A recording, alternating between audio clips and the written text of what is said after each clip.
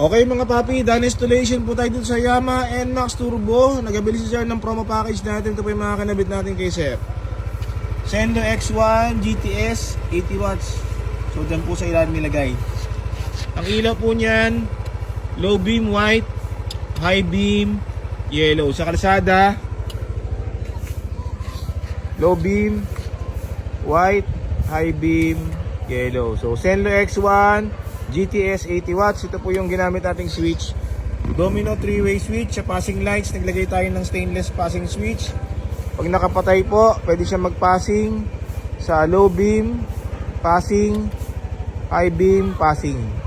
Sa busina ni sir, ang kinabit natin dito, PIAA auto style horn, dual on setup, stock horn selector. Ito po, halo switch.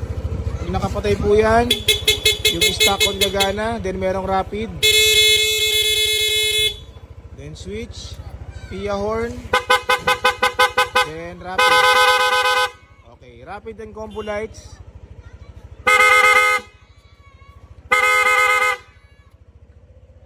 Ayan. Okay mga paps, so kung nagustuhan mo yung ganitong promo package natin, mag-message na po sa page, pumunta dito sa Scooteristas online shop. Maraming salamat po.